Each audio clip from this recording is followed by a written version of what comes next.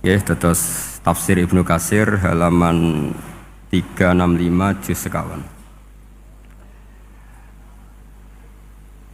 Qala al-Imam Ahmad haddatsana Hajjaj bin Muhammad wa Ibnu Ja'far qala haddatsana Syu'bah an Qatadah an Abbas an Abi Hurairah an Rasulillah sallallahu alaihi wasallam qala dawu sapa Rasulullah sallallahu alaihi wasallam inna suratan sak temene surat fil Qur'an ing dalam Qur'an salasina kang yaiku 30 apane ayatan ayate iku syafaat iku nyafaati apa surah fil Qur'an di sahibiha kedue wong kang duweni surah sing apal surah hatta ghufira sika den sepura sapa lahu kedue sahibus surah sapa lahu li sahibis surah gene iku maksude Rasulullah tabarakalladzi biyadil mulku gene iku ayat utawi surat tabarakalladzi biyadil mulku.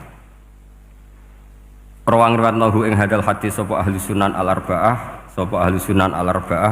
min hadis Syu'bah tabi wa qala Tirmidzi hadza haditsun hasanun wa qad rawal Hafidz Ibnu Asakir fi tarikhi fi tarjamati Ahmad bin Nasr bin Ziyad pun kula waca langsung mriki Ani Zuhri an Anas bin Malik qala Rasulullah sallallahu alaihi wasallam inna rajulan sak temene wong lanang miman saking wong kana kang ana sapa man iku blagum sedurunge sira kabeh iku mata kapundhut sapa rajul.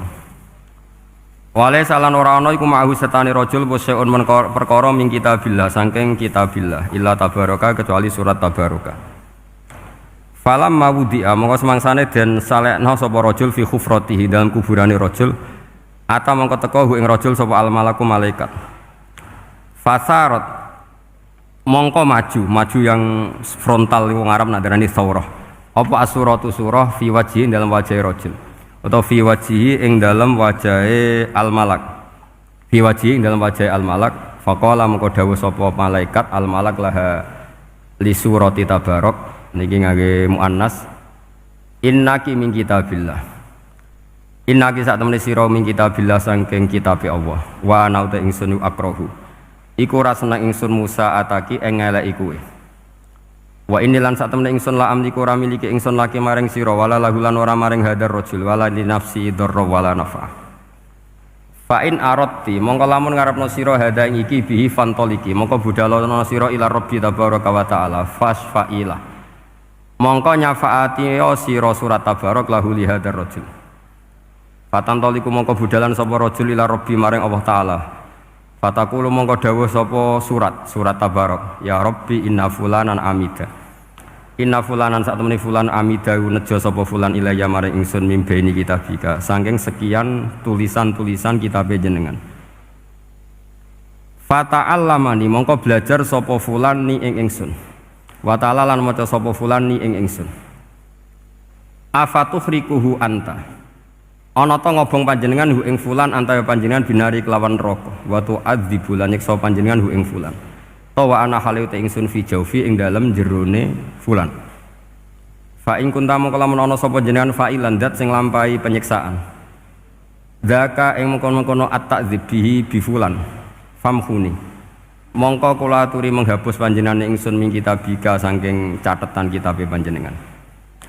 Fayaqulu mongko dawuh sapa Allah ala araqi ghadabti atau ghadibti fataqulu wa haqqali an akhdiba wa haqqala nyotoli keding sun apa an akhdiba yen to muring-muring sapa ingsun fayaqulu mongko dawuh sapa Allah taala idhabi faqat wahabtuhu laka idhabi budala sira faqat wahabtu mongko temen-temen ngeke ingsun hu ing rajul laki maring sira wa syafa'tuki lan ngeke syafaat ingsun kon ki ing sira surat fihi fir rajul. Terus niki kalau terangaken nggih. Tentu masyhur sekali nggih di antara yang difahami semua ulama bahwa Quran itu bisa mensyafaati nggih. Masyhur sekali bahwa Quran itu bisa apa? Mensyafaati. Bahkan syafaatnya Quran itu bedanya dengan syafaatnya Nabi adalah syafaatul Quran ini menghalau atau menghadang orang biar gak sampai kena azab.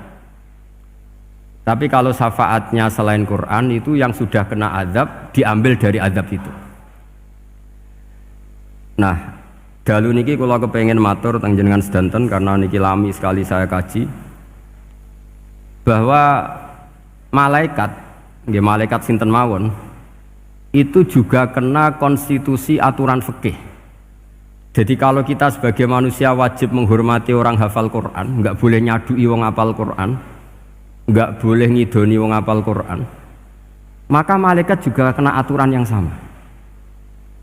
Karena dia, malaikat ini termasuk makhluk yang mukallaf, makhluk yang kena tatanan Allah Subhanahu wa taala. Sehingga Rasulullah sallallahu alaihi wasallam dawuh, surat Tabarok disebut Al-Munjiyah, Al-Waqiyah. Surat yang bisa menyelamatkan yang hafal dari siksa kubur. Pokoknya singkat cerita, ada orang itu fasik, mungkin ya layak disiksa. Pas sampai disiksa malaikat, surat Tabarok muncul menjelma sebagai seseorang. Kalau kamu menyiksa orang ini berarti nyiksa saya. Terus kata malaikat, anti min kalamillah, ya rujuknya memang perempuan karena surah itu dari muannas karena ada taknya. Anti min kalamillah, kamu ini termasuk kalamullah. Wa ana akrahu musa'ataki, tentu aku enggak berani menyiksa kamu. Ya terus berdebat kata malaikat, ini orang enggak benar, ini orang fasik, saya harus mukuli dia. Kata surat Tabarok, sak fasik-fasiknya aku iku ning atine. Kena nyiksa dekne nyiksa aku. Wahnya debat karena enggak ada mahkamah konstitusi. Terus walhasil terus malaikat bilang gini, ya sudah kita lapor kepada Allah Subhanahu wa taala. Lapor, akhirnya surat Tabarok ini cerita ke Allah, ya Allah, ini orang setiap kali datang ke saya dari sekian surat-surat yang ada di Quran, orang ini milih saya. Yang dipelajari ya saya, yang dihafalkan juga saya. Ini kata surat Tabarok kepada Allah. Jika orang ini hafal saya tidak ngefek ke dia untuk tidak disiksa, maka mendingan saya tidak termasuk kitabika, saya tidak termasuk Quran saja. Wong jadi Quran ora iso nyafaati. Terus kata Allah, lho kowe kok emosi kata Allah. Ya harus emosi dong Gusti. Masa wis dadi Quran kok gak iso nyafaati sing hafal.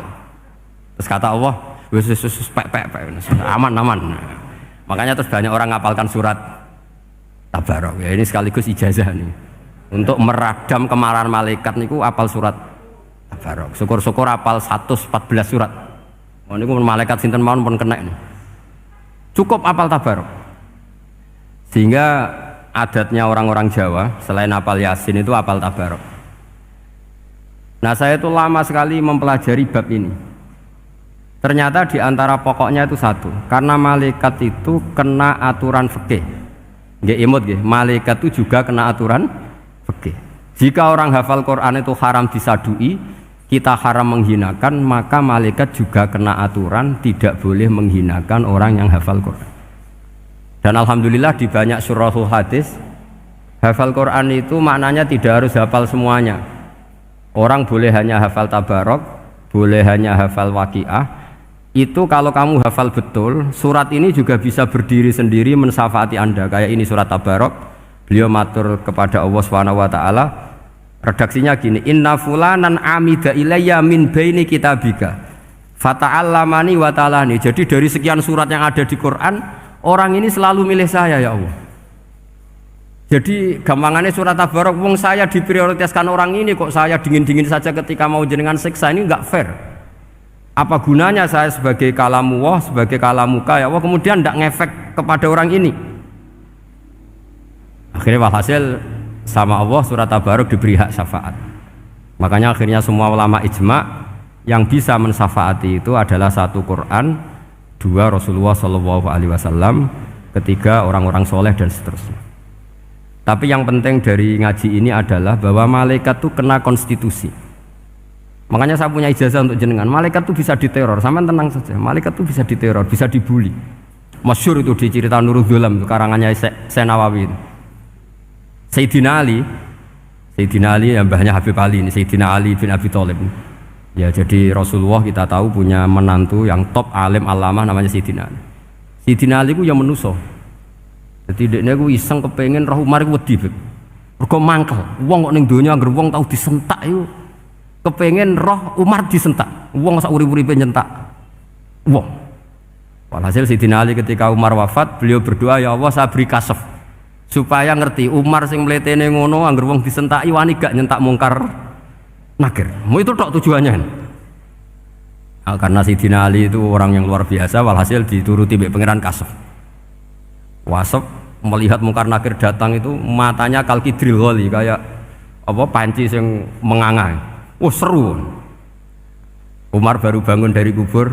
Sayyidina Ali sebenarnya ingin melihat kalahnya Umar sebetulnya. Niatnya itu ingin melihat kalahnya Umar. Ternyata Umar tersinggung, langsung berdiri.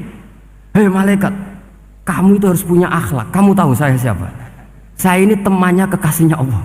Yang diandalkan temannya bukan dia. Jadi boleh lah neror malaikat itu boleh. Kamu tahu saya ini siapa? Saya ini temannya kekasihnya Tuhan, kekasihnya Allah. Ya ke sapa? Kancane Nabi Muhammad. Itu panik Mungkar Nakir. Panik terus matur Allah, ya Allah ini ada orang yang saya teror malah saya diteror. Siapa dia? Umar, temannya kekasihmu. Kata Allah, yo kowe iku yo sing diakhlak sithik, mosok ambek kancane Nabi gitu. Semenjak itu terus sopan ya Pak Mungkar Nakir. Tapi Sayyidina Ali gagal ngelihat Umar kalah. Padahal cita-citanya kepengin Umar terus kali-kali kalah. Jadi ada sekian cara untuk apa kalau dibahasakan untuk meredam malaikat. Masyhur ada ulama alim alama pekerjaannya mengajar tauhid. Ngajar tauhid lah, mungkin tauhid primbon sampai tauhid apa. Ketika meninggal sama malaikat masih ditanya marbuka man nabiuka dan seterusnya. Imam Malik datang, "Hei malaikat, ini guru tauhid, saurip-uripe mulang tauhid, kowe ora tau mulang kok takok sing tukang mulang. Sing sopan." Ya sudah enggak usah tanya. Jadi cerita seperti ini mungkin orang lain boleh nggak percaya, tapi itu mudawwan, dibukukan di beberapa kitab, dan saya percaya itu karena secara umum kaidahnya adalah ala inna auliya Allahi la khaufun alaihim wa lahum yahzan. Tetap lahumul busyra fil hayati dunya fil akhirah. Artinya kalau wali itu ngalami ketakutan ketemu Mungkar Nakir berarti dia tidak punya busyra fil akhirah.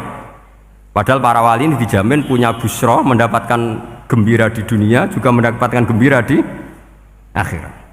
Artinya kalau para wali ngalami ditanya Mungkar Nakir terus takut, apa mana mbok bayangno kepuyah-puyah, wah itu lahumul busra.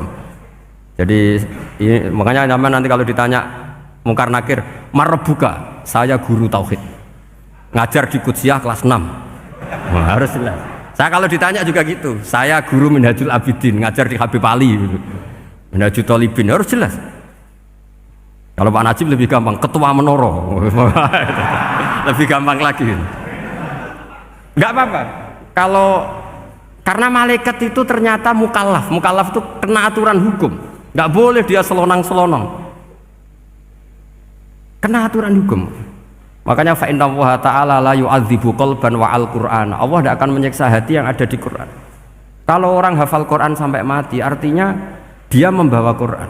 Dan artinya apa? Malaikat kena aturan tidak boleh melecehkan orang yang membawa Al-Quran. Sehingga surat Tabarak gak terima, ini orang ini hafal saya, kalau kamu mukulin dia kena saya. Tapi ini orang fasik, tapi saya di situ, kalau mukulin dia kena saya. Akhirnya kompromi terus konsultasi bi Allah.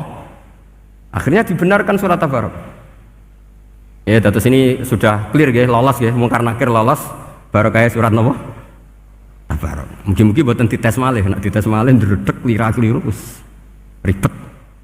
Tapi saya percaya itu ya. Saya tidak bisa membayangkan ya, ketika Quran disifati Rasulullah SAW bahwa Quran itu syafa', memberi syafaat, kemudian itu tidak ngefek.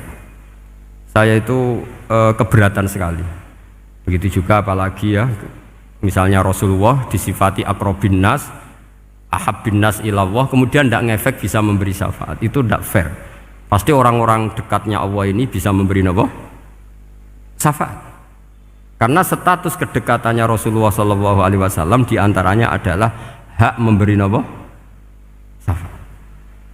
Karena malaikat yang semuanya itu kena konstitusi. Saya punya kitab Sarahnya Bukhari, banyak saya punya.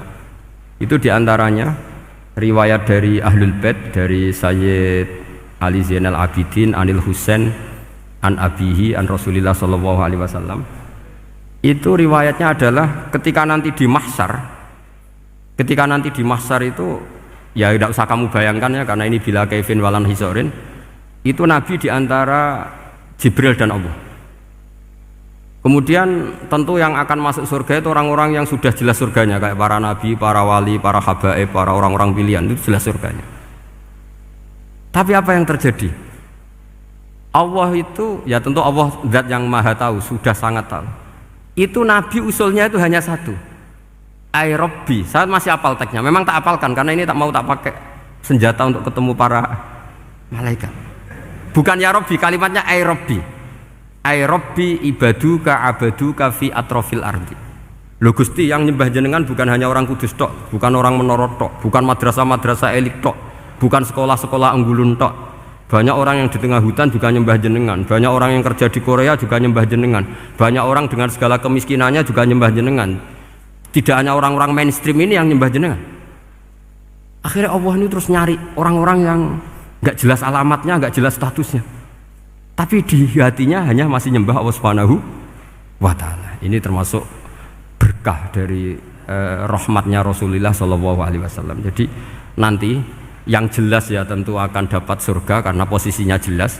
Yang nggak jelas diusulkan sama Rasulullah, ai Rabbi ibaduka abaduka fi atrofil ardi. Itu luar biasa.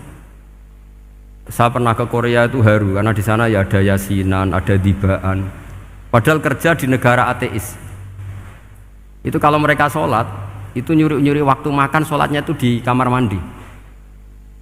Ya jangan bayangkan kamar mandinya kayak di sini yang sempit juga. Kamar mandi di kota-kota itu kan mungkin lebih bagus dibanding kamar tidur jenengan. Kayak di hotel-hotel itu kan kalau santri so ngantuk. Saking mewahnya, jadi bisa kadang ada yang tanya, mosok Gus kamar mandi nek gue sholat mau cuwilik, iwak kamar mandimu ini kamar mandi. Ya sering do tanya saya itu sholatnya sah apa enggak sih? Sah, semuanya gitu tak jawab sah terus. Dan itu yang nanti diusulkan Rasulullah Shallallahu Alaihi Wasallam, ai Rabbi ibaduka abaduka fi atrofil ardi. Di luar orang-orang yang mainstream itu ya Allah, banyak orang yang menyembah jenengan. Saya tuh pernah nangis ketika di Bandara Jakarta ketemu orang wireng, serai melarat, jelas melarat, wireng guys. Ini aku ketemu saya cium tangan, Gus saya ini itu habis dari Selandia Baru, kerjanya dia itu ikut apa mancing gitu, mancing ikan tuna di Selandia. Kalau saya di tengah laut itu sampai 2 bulan. Hiburan saya itu hanya ngaji jenengan lewat YouTube. Coba orang di tengah laut ngaji, wah itu seneng pojok bumi. Jadi ini umat Rasulullah Shallallahu Alaihi Wasallam. Makanya kalau suwon jenengan yakin saja terhadap syafaatnya Quran, karena semua malaikat itu kena aturan. Di antara aturannya adalah tidak boleh menyiksa orang yang di hatinya ada Al-Quran. Fa inna Allaha ta'ala la yu'adzibu qalban wa al-Qur'ana, karena Allah tidak akan menyiksa hati yang ada di Quran, yang ada Qurannya. Sehingga memiliki jelas gini riwayat saking Ibnu Katsir, supaya kula percaya. Apalagi ini didawuhkan Rasulullah Shallallahu Alaihi Wasallam bahwa surat Tabarok adalah disebut munjiyah, penyelamat, juga disebut wakiyah, penjaga.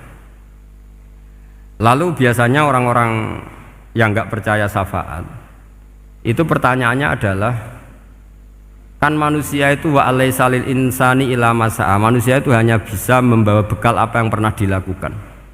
Itu dijawab oleh ulama-ulama kita ahli sunnah wal jamaah. Entah perlu ditambah An-Nahdliyah apa enggak tahu saya. Saya ini kata orang banyak termasuk pengurus PBNU, tapi saya itu tetap nggak pati srek. Kalau ahli sunnah saja, tidak usah ditambahi An-Nahdliyah. Karena nanti malah tidak global ini, ahli sunnah kok lokal ini jadi ribet. Ya tapi kalau kita di Indonesia ya ditambahi An-Nahdliyah tidak apa-apa. Karena mau tidak mau memang apa ya, dalam hal ikramus sahabah mungkin kita dengan Wahabi itu sama-sama ikramus sahabah. Tapi dalam hal percaya wasilah kita ini ada miripnya dengan Syiah, karena Syiah percaya wasilah, NU percaya wasilah. Tapi dalam bab ikramu kulis sahabah beda kita dengan Syiah. Fa innas Syiin itu ada sahabat yang dihormati, ada yang enggak. Akhirnya terus kita karena itu terus bikin ahli sunnah An-Nahdliyah, karena Wahabi itu ya ahli sunnah tapi enggak percaya apa? Wasilah. Ya katanya gitu, kata para pakar-pakar. Saya sendiri hanya nirukan, saya tidak punya kepentingan untuk menganalisis itu enggak. Karena pertanyaan di kuburan itu ya gampang, nanti marobuka, manabiuka itu gampang lah. Tapi ada KNU juga, ada nanti Gus pertanyaannya, wama jamiyatuka. Waduh ribet itu, lama-lama wama hizbuka, partai kamu apa? Ribet kan kalau semua orang kreasi nambahin, malah ribet kan. Tapi lewat ngaji ini saya pastikan bahwa surat Tabarok itu luar biasa. Terus saya teruskan. Wa qad rawat Tabrani wal Hafidz Ad-Diya al-Muqaddasi min tariqi Salam bin Sa'drusih qala Rasulullah sallallahu alaihi wasallam suratun fil Qur'ani khosomat an sahibiha hatta adkhalathul jannah. Jadi ada surat di Quran yang mati-matian membela yang hafal sampai surat itu memasukkan orang itu ke surga, yaitu tabarakalladzi biyadihil mulk. Ini yang An Ibni Abbas yang qala daraba ba'du ashabin Nabi sallallahu alaihi wasallam khiba'ahu ala qabrin wa wala yahsibu annahu qabrun fa idzan qabru insanin yaqra'u suratal mulki hatta khatamaha fa atan nabiyya sallallahu alaihi wasallam faqala hiyal mani'ah hiyal munjiyah tunjihi min adzabil qabri. Jadi ada sahabatnya Nabi karena kemalaman dia bikin tenda di kuburan, dia agak ngira kalau itu kuburan. Ternyata di situ ada orang Sohibul Qabri ini baca surat Tabarok. Baca surat Tabarok. Kemudian peristiwa itu dilaporkan ke Rasulullah. Jawabnya Nabi apa? Memang surat Tabarok itu al-mani'ah, yang bisa menghalau atau menolak azab. Terus hiyal munjiyah, memang surat Tabarok itu menyelamatkan tunjihi min adzabil qabri, akan menyelamatkan orang itu dari siksa kubur. Ikut ke sekolah. Wa qala Tabrani haddatsana Muhammad bin Hasan. Terus qala Rasulullah sallallahu alaihi wasallam lawadittu annaha fi qalbi kulli insani min ummati. Karena keramatnya surat Tabarok seperti itu, kata Nabi lawadittu pakai lam taukid. Yakti seneng ingsun annaha di surah yaitu Tabarok fi qalbi kulli insani min ummati. Karena keramatnya surat Tabarok seperti itu, saya suka kalau semua umat saya itu hafal itu.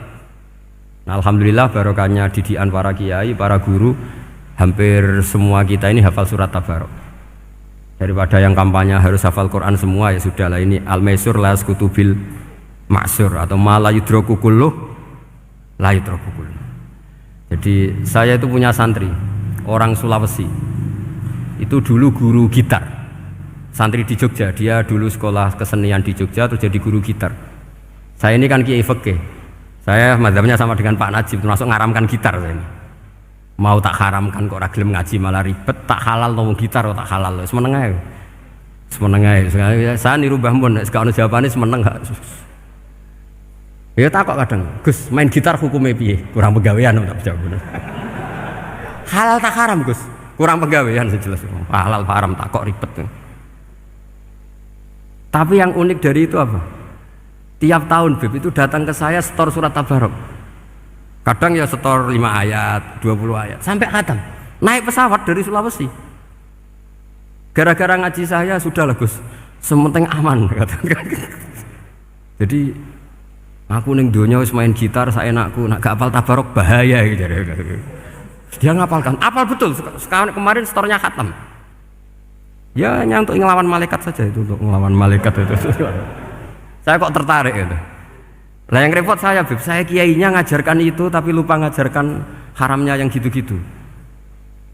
Wah ya ribet ya, sudahlah nanti biar jurusi Allah Subhanahu wa ta'ala. Sudah. Karena jadi kiai itu repot.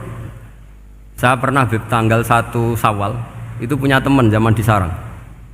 Wonge wis wireng kriting soer wireng kriting. Jarang ke saya tanggal 1 Syawal kecuali pas itu. Ternyata datang tuh karena teman saya, semakan senior saya, mau ngijazai saya. Gus, kowe nak dadi kiai sing hati-hati. Aja geman dalil sing kira iso nglakoni. Ono apa? Dia itu datang ke saya berarti tanggal 2 ya, tanggal 2 sore. Dia itu pas Idul Fitri itu pidato. Man shoma Ramadan wa atba'ahu sitan bin Syawal faka'annama shoma dahrakullah. Itu orang lugu-lugu poso. Barang tanggal loro pas wandekne rokokan. Terus wong lugu-lugu, wah rugi bah aku poso jebule jenengan ra kena dinut. Jadi semuanya yang poso 6 hari itu ngikuti kiai itu. Ternyata pas disowani pas rokokan, rugi bah aku anut jenengan. Tak nut poso jebule jenengan gak poso. Aku yang meneng ngene, lha opo kowe dalil ngono barang lho, lha opo ora iso nglakoni. Makanya ini hati-hati para kiai, nek dalil sing ora iso nglakoni ora usah. Nak khutbah id ora usah cerita poso 6 hari, kok malah diciri orang. Ya cerita wae wong nak berposo dosane di sepuro insyaallah, pokoke yang gampang-gampang saja. Nak dolan ning gone wong awan-awan dosa ganggu. Nak ra dolan sombong gak gelem silaturahim. Mau ngomong yang umum-umum saja. Jangan dalil poso nama apa? Hari itu sekali ada yang nganut ternyata kamu ndak bisa, wah itu repot.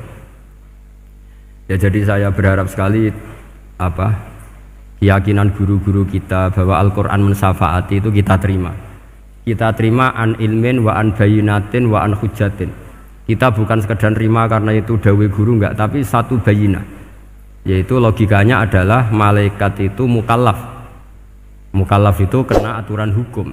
Jika manusia kena aturan hukum harus menghormati orang hafal Quran, maka malaikat juga kena aturan yang sama. Yaitu harus menghormati yang hafal Quran. Jadi boleh kamu nanti ketemu malaikat mungkar nakir, sertifikat Iqra khatam, qiraati khatam. Syahadah saya hafid terbaik. Ya supaya dia enggak sembarangan nyiksa kita. Wah aku yakin mesti gak wani, yakin. Jajal sebenarnya. Tapi sampean matur, ojo tes tapi. Karena sekali dites bulet tuh. Ya jadi ini jelas ya dawuh Nabi ketika cerita keramatnya surat Tabarok, dawuh Nabi lawaditu annaha fi qalbi kulli insanin min ummati. Wa qad rawa hadzal hadits Abd bin Humaid fi musnadihi bi absato min hadza. Faqala ada yang cerita lebih detail di riwayat itu fa innaha al-munjiyah wal mujadilah tujadilu auto khasimu yaumal qiyamah inda rabbiha liqairiha. Nah ini lebih gampang lagi. Surat Tabarok itu mati-matian bela yang baca. Semoga riwayat ini yang benar, bukan li hafidhiha tapi liqairiha. Sama milih riwayat yang hafal apa yang baca?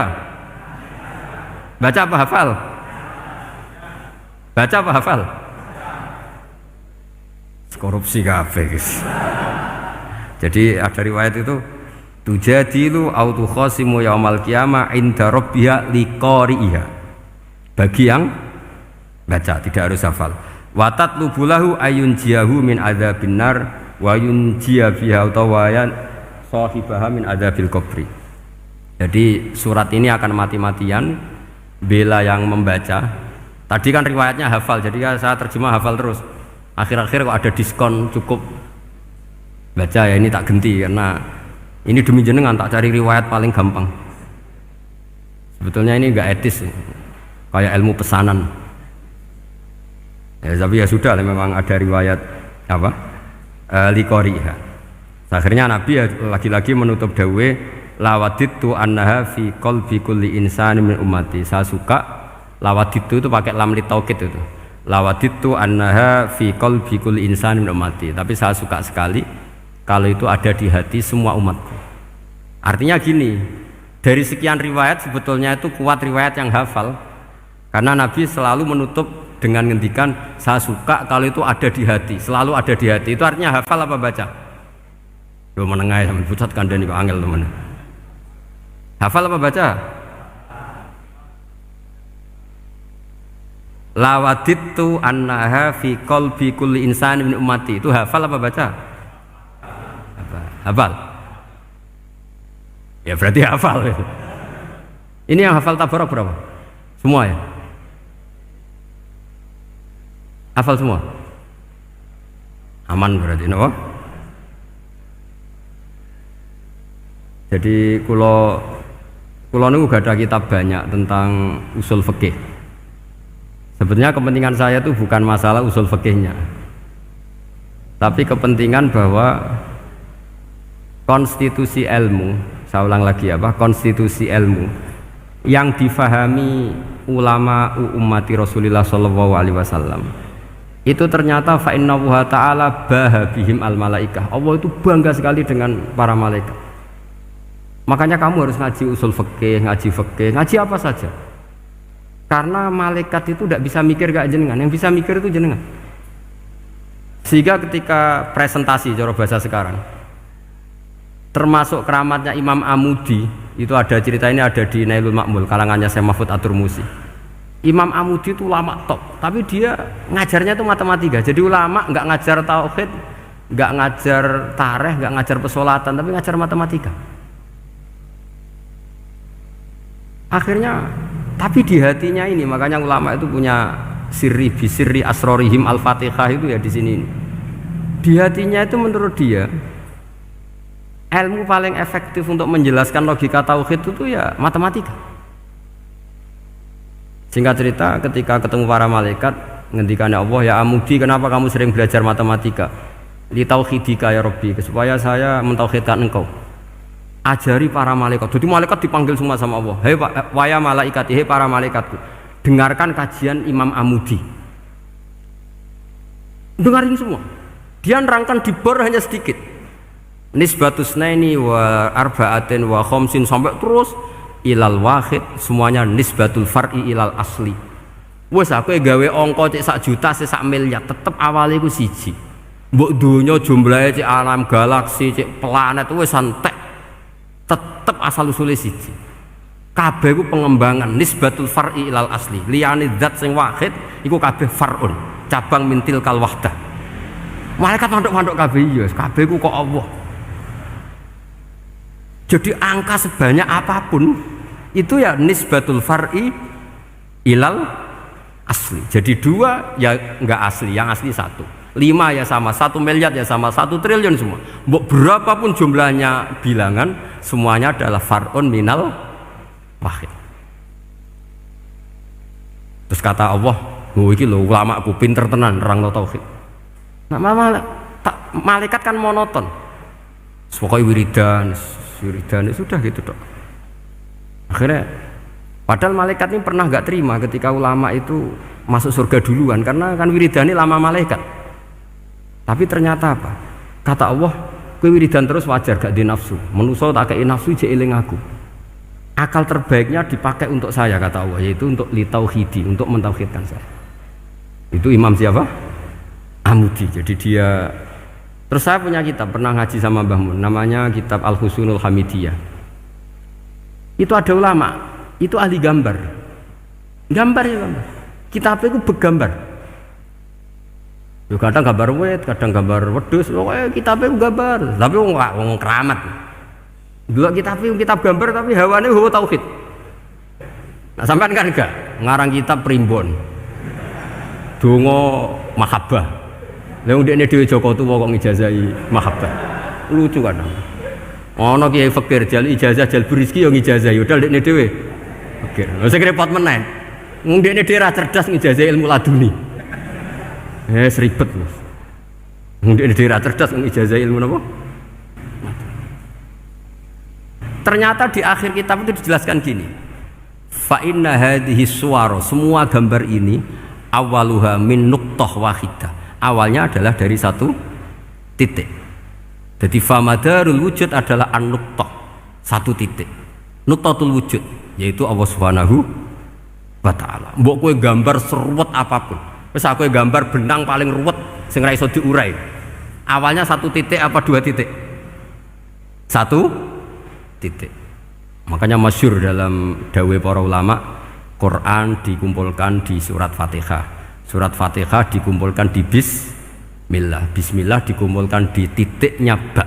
Nah titik ba ini disebut bi kana makana wa bi yakunu mayakun. Karena lewat titik bi ini, karena saya yang ada menjadi ada, dan karena saya yang mau ada akan menjadi ada. Makanya semuanya itu kembali ke 1 titik, nuqtatul wujud. Kayak apa ulama dulu? Jadi mau bismillah itu gak main-main kan. Bismillah itu eling bae. Ba ini nuqtatil wujud, bahwa kita benar-benar bertauhid. Mbok kayak apa buletnya gambar, mbok kayak apa ruwetnya, tetap dimulai dari 1 titik. Mbok kayak apa jumlah angka-angka itu, dimulai angka 1. Nah, sampean saya harapkan nanti kalau ketemu Allah, itu Allah bangga dengan sampean kon mulang tauhid ning malaikat. Orang yang TPK kon mulang malaikat. Itu cita-cita terbesar saya, kepengen mulang malaikat. Mulang sampean wis bosen yakin wis kula kepengin. Oh keren, mulang. Ya, maksudnya aja malaikat kok Jibril, Mikail itu malaikat elit. Sing awam-awam ya, sing mboten. Kalau malaikat ini papan atas niku pun alim banget. Saya kenapa ngomong demikian? Saya ini punya tafsir namanya tafsir Al-Qurtubi. Itu Imam Qurtubi termasuk tak anggap mufassir hebat. Beliau ketika ngendikan wa idz qala rabbuka lil malaikati, saat terus walhasil malaikat itu terus protes ataj'alu fiha may yufsidu fiha wa yasfikud dima. Itu kan ada pertanyaan di tafsir itu. Bagaimana mungkin malaikat itu protes kepada Allah, padahal malaikat itu terkenal loyal sama Allah, nggak pernah intervensi, nggak pernah gugat. Kenapa ini kok ada cerita malaikat kok gugat atas alu?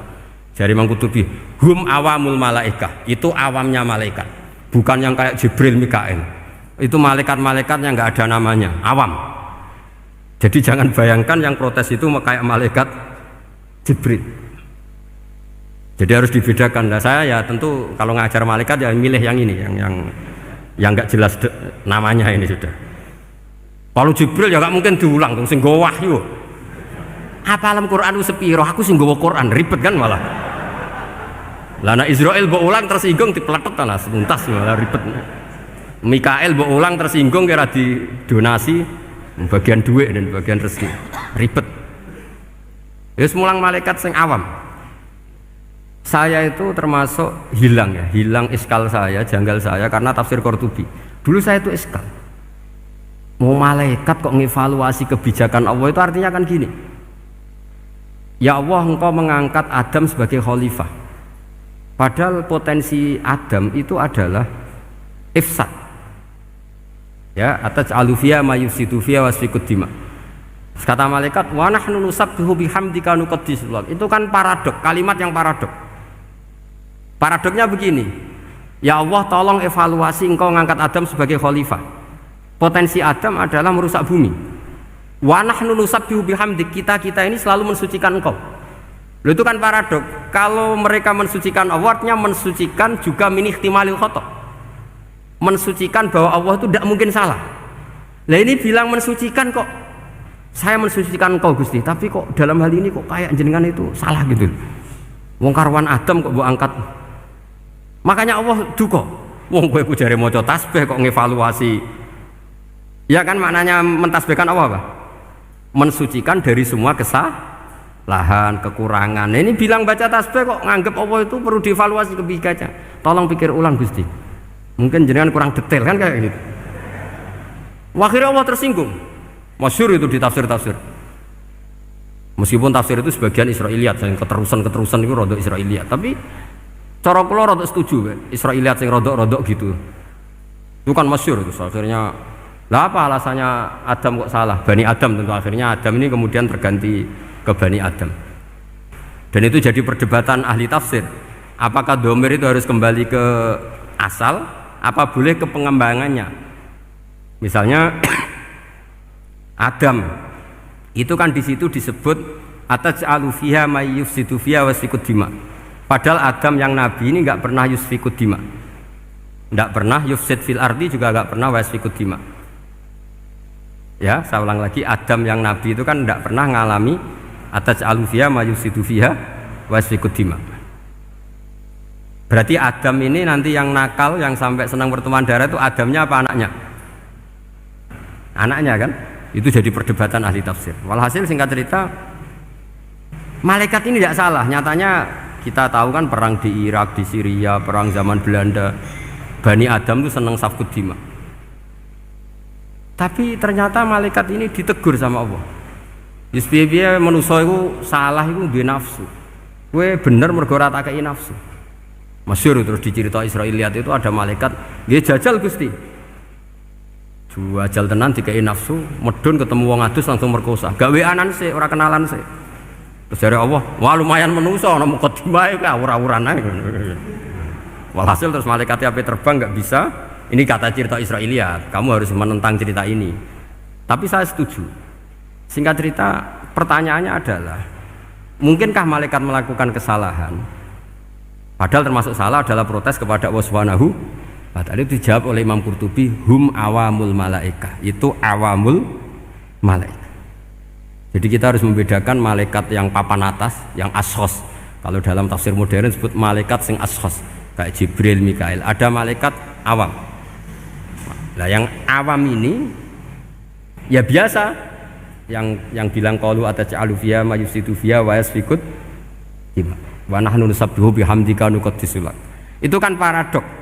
Paradoknya, ya Allah, engkau mengangkat Adam jadi khalifah itu kayaknya salah. Harusnya kan ngangkat kita, karena kita ini yang selalu mensucikan engkau. Loh, mensucikan Allah kok nganggep Allah mungkin salah dalam bikin keputusan. Makanya hati-hati kalau baca tasbih. Kalau baca tasbih, kalau Allah Maha Suci ya sudah suci dari segala kesalahan, kekurangan. Jika wiridannya Rasulullah yang diajarkan kita, subhanallah bihamdi adada khalqi wa ridha nafsi wa zinata arsy midada kalimati. Jangan subhanallah pakai versi kamu. Allah Maha Suci. Ternyata kamu punya khayalan tentang Allah. Nah, kalau khayalan kamu salah, berarti mendudukkan Allah tidak sesuai sifatnya Allah. Makanya ahli tauhid terus punya satu pakem ilmu yang namanya ma khatara bi balika fa wa bi khilafi dzalik. Apa yang ada di hatimu bahwa Allah seperti ini, hakikatnya Allah tidak akan seperti itu karena Allah mukhalafatul bil hawadits. Karena ini masalah-masalah sensitif. Nah, dan itu yang salah, saya ulang lagi, awamul malaikah. Kata Imam Qurtubi siapa? Awamul malaikah. Ya saya teruskan. Jadi kalau suwon seperti keinginannya Rasulullah SAW. Terus niki terakhir, anna Rasulullah SAW kana layana hatta yaqra alif lam mim tanzil wa tabarakalladzi biyadil mulku wa qala las antawuf yufaddilani kulla suratin fil Qur'an bisab'ina hasanatan.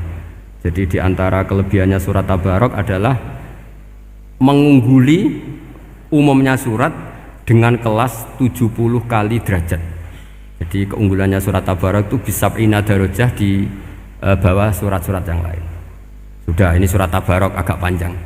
Tapi alhamdulillah dari semua itu surat Tabarok itu kalah mbek qul huwallahu ahad. Jadi ini nikmat terbesar kita. Karena enggak perlu Tabarok, saiki porsi ini diturunkan jadi apa? Qul. Makanya banyak tarawih main apa? Qul. Itu bukan cari cepet, itu dalile musalsal ila Rasulillah sallallahu alaihi wasallam. Jadi ada sahabat itu kalau ngimami main kulhu. Di Indonesia masih mendingan kulhunya rakaat kedua ya. Itu enggak, sahabat ini rakaat pertama ya kulhu, kedua ya kulhu. Masih mendingan di Indonesia dipakai selingan rakaat kedua. Singkat cerita, sahabat yang makmum ini lama-lama mangkel, matur, ya Rasulullah, ini orang yang kau pasrai jadi imam itu sering main kulhu. Akhirnya Nabi memanggil, ya fulan, kenapa kamu suka baca kulhu? Li'annaha sifatur rahman, karena dalam surat kulhu itu semuanya menerangkan sifatnya Allah Ta'ala. Maka saya suka itu.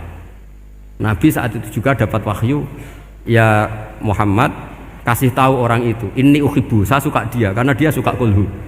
Wah, itu aja hafalkan itu. Jadi itu riwayat yang lebih menggembirakan itu. Jadi tidak usah Tabarok, cukup apa? Kulhu. Dan itu lebih mutawatir. Makanya dalam legenda dunia kiai itu kan ini ada cucunya Sayyidina Ali.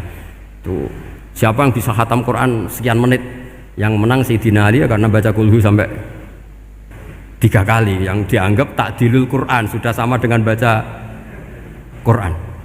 Jadi ini ijazah terakhir, ini jadi porsinya tambah turun. Saya itu suka, saya itu punya banyak penggemar lah di Jogja, di Jakarta. Memang agama ini harus mudah. Saya itu kalau baca kulhu itu sampai nangis. Nangis saya bukan karena faham atau haru, itu enggak. Sebaik itu Allah, masa gara-gara hafal kulhu, main kulhu dicintainya? Ya karena memang Allah benar-benar zat yang baik. Makanya saya punya teman itu kurang ajarnya, masya Allah. Kalau tes ditanya rukun Islam berapa, nawakidul wudhu berapa, muftitatus sholat berapa, semuanya dijawab la ilaha illallah. Terakhir ditulis kafir pak, sama anak nyalano iki. Nyalano la ilaha illallah kafir apa enggak? Gurunya bingung kan akhir.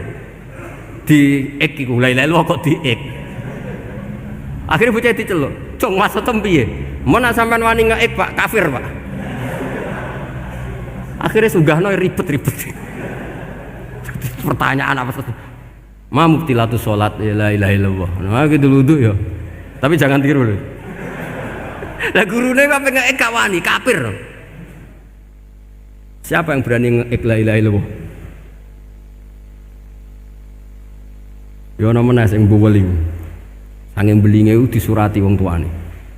Kalau nu mondok sarang era kuno, jadi ijek lugu wong. Surati wong tuane, kowe gak susah, wong tuamu disurati. Tenang ya Gus, bapakku buta huruf. Dadi wis disurati gak ngefek wong bapake buta huruf. Nah, di Islam, saya ulang lagi di Islam, dengan tanda kutip kesalahan-kesalahan kecil gini ku zaman Nabi, sahabatnya Nabi, iku kabeh ku dadi berkah. Makanya nggak ada ilmu sebarokah kayak zaman Nabi. Wong goblok wae dadi berkah. Sampai Nabi ngendikan aksaru ahlil jannah al-bulu, akeh-akeh penduduk swarga iku wong goblok. Mergo wong goblok iku piye? Apa dimangkeli iku ya gaweane pangeran. Nabi itu pernah disomasi wong goblok. Itu ya piye? Nabi kan cerita kiamat tuh gini. Yang kemarin nggak jadi itu. Terus kiamat di Indonesia kan berapa kali ya? 999 terus 2000 berapa? 12 terus Jumat apa kan sering mau ada kiamat itu. Saya sering ditanya tamu, Gus, ngenteni kiamat teng putih. Enteni ning kene barang aku aneh-aneh. Wong karuan layak alamuha illahu bokas-bakas. Nak misalnya tenan piye Gus? Ya tenan sing enek kowe sik, enak aku gak. Wah sesuk tajak ngenteni kiamat ora sida kiamat.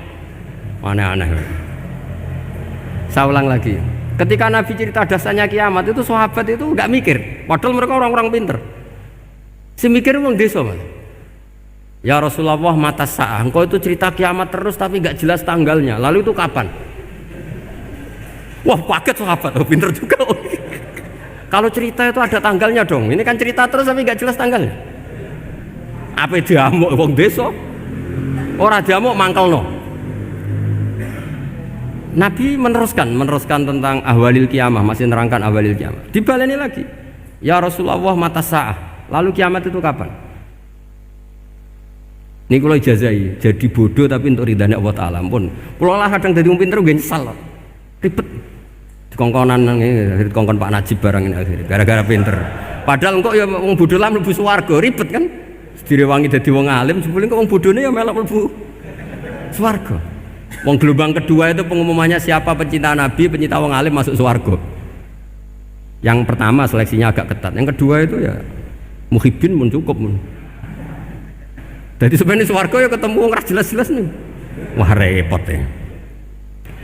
Akhirnya ketika Nabi gak jawab, sahabat itu banyak yang analisis kariha maqala, lam yasma, ada yang bilang lam yasma, memang Nabi tidak dengar. Ada yang analisis sami'a wa kariha maqala, sebenarnya Nabi itu dengar tapi gak suka karena pas khutbah di-cut, diinterupsi. Karena diulang-ulang lagi akhirnya akhirnya Arabi tadi mengulang-ulang lagi, akhirnya Nabi jawab. Karena Nabi itu orang yang sangat pintar, jawabnya ma'atatalaha, kamu kok berani tanya kiamat kapan, persiapan kamu apa? Fawawahi ma'atatulaha kabiro sholatin wala siyamin wala kada wa kada walakin ni uhibbuka. Cek menang ya pede. Apa Nabi tanya persiapan saya? Oh kalau sholat saya biasa kok bangga. Wes wong desa biasa kok. Fawawahi ma'atatulaha kabiro sholatin, saya sholatnya biasa, puasa biasa. Maksudnya sing wajib-wajib tok lah, ndak aneh-aneh. Tapi walakin ni uhibbuka, tapi saya ini mencintai engkau. Apa jawabannya Nabi? Almar'u ma'aman ahabba. Dan itu melegenda seluruh dunia, baru kayak Bedui. Jadi semua orang yang hafal hadis almar'u ma'aman ahabba atau anta ma'aman ahbabta itu barokatu hadal badui, karena berkahnya orang Bedui. Dan hadis itu mutawatir karena dikatakan Nabi ketika khutbah orangnya banyak yang hadir banyak. Barokahnya orang Bedui, gak disopan santun. Mukjizatnya Nabi seringnya gara-gara orang Bedui. Nabi khutbah, wis khutbah cerita akhirat, cerita kebaikan. Ya Rasulullah, khutbah mohon bakas akhirat kebaikan. Sekarang itu tidak ada hujan, halakatil amwal. Sekarang harta hilang semua. Hewan-hewan sudah mau mati semua karena apa? Kekeringan. Mohon jenengan rasa bakas niku, pun jaluk udan mawon. Nabi langsung Allahumma wah langsung udan tuwres. Nak jari ulama lah, buat Nabi berodok gelos putih udan seminggu nganti akhirnya sapi ini gak mati krono kehausan tapi kelentir. Parani nih Nabi, ini ora ngrasa salah paren. Ya Rasulullah, wong kula njuk donga udan ben ra mati, saiki mati tenggelam. Mun lereni itu santai weh. Nah, saya minta doa hujan supaya hewan-hewan itu bisa minum dan seger. Dan ini malah dok kelentir. Akhirnya Nabi itu nuruti meneh. Allahumma hawalena wala alena Allahumma alal akam wa dzirab terus. Itu wong desa. Betapa barokahnya wong desa iki orang tahu. Betapa Rasulullah itu sekali ngendikan alam itu harus tunduk. Jadi min mu'jizati Rasulullah sallallahu alaihi wasallam itu sekali ngendikan alam itu harus ngikuti. Jadi Nabi misalnya ngendikan hujan, itu panitia hujan, malaikat hujan harus nuruti. Nabi ngendikan berhenti juga harus berhenti. Makanya enak jadi Nabi itu. Tapi kamu nggak mungkin, sudah tutup, sudah tidak mungkin. Makanya Nabi itu pernah minta dalam satu maidah, ya fulan saya ambilkan dirok. Dirok itu kaki kambing yang depan, diambilkan. Ambilkan lagi, diambilkan.